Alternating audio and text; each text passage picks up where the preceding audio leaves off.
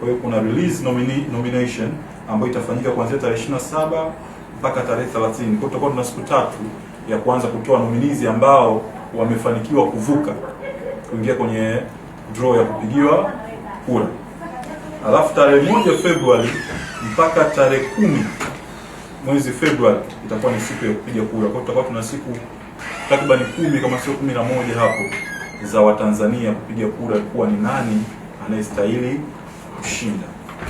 Tarehe 12 Februari tutakuwa na kilele cha tuzo zetu ambacho tutafanya pale katika ukumbi wa Mlimani City, Dar es Salaam, Tanzania, kuanzia saa 12 jioni mpaka hapo baadaye.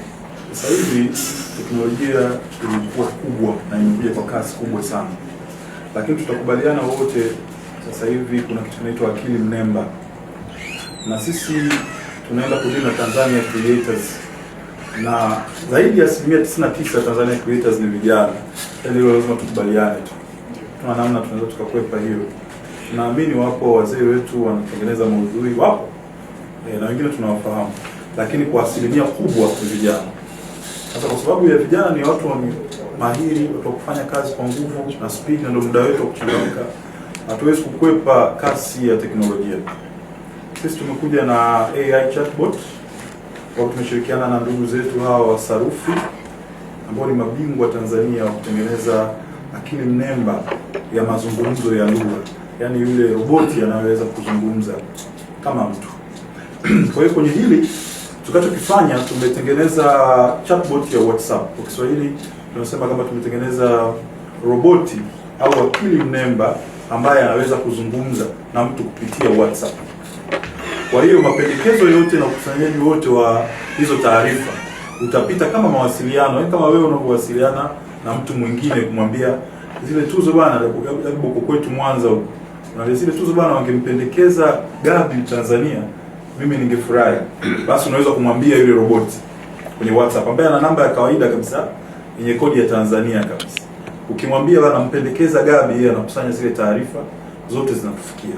Kwa hiyo tunategemea kupata mapendekezo mengi na kutoka kila kona ya Tanzania. Na tumetumia njia mbili za uwasilishaji. Nafikiri mdau amezungumza hapa kutoka Sarufi AI. Tumetumia njia ya Instagram kwamba unaweza kwenda kwenye page yetu, kurasa wetu wa Creators Award, ukaingia kwenye DM.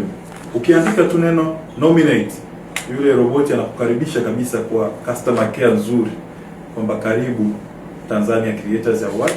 Hizi zifuatazo ni, na anakuuliza unataka kutumia lugha gani, kama ni Kiswahili au Kiingereza. Tujaweka tu makabila, sasa hiyo ingekuwa changamoto kidogo, lakini tumeweka Kiswahili na Kiingereza.